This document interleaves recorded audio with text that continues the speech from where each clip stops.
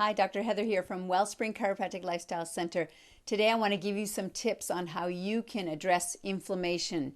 It's called the anti-inflammatory diet. So first it's recognizing what things you want to add in and also what things you want to take out. So you want to make sure you're adding in lots of fruits and vegetables. Those are going to be anti-inflammatory for the most part, some more than others, but just go in the direction of more fresh, raw fruits and vegetables. Then also you want to switch up your grains. So there are inflammatory grains and anti-inflammatory grains. The inflammatory grains are going to be wheat and corn for the most part, and gluten-based grains. And the anti-inflammatory grains that you want to switch to are going to be things like ancient grains, like amaranth, spelt, barley, oatmeal, quinoa, brown rice or basmati rice, buckwheat, and rye.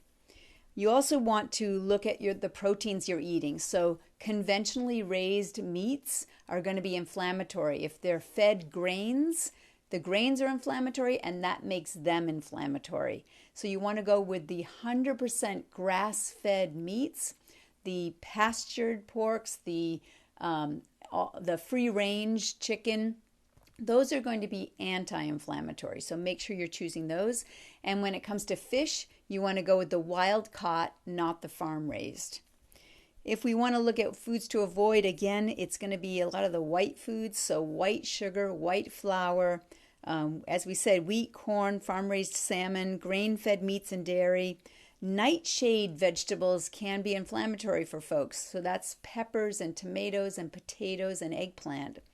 And then any kinds of additives to foods like MSG or artificial ingredients, and then all of the different white sugars and all the forms they come in, fructose, sucrose, dextrose, glucose, and maltodextrin. Not to mention high fructose corn syrup, all very inflammatory.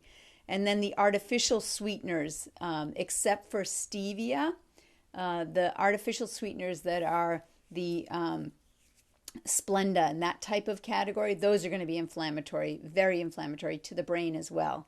And then the vegetable oils like canola, corn oil, soy oil, the vegetable oils, and you want to replace those with the healthy oils like coconut oil, olive oil, and the nut oils. And then, of course, trans fats are going to be very much inflammatory, things that are like margarine, hydrogenated oils.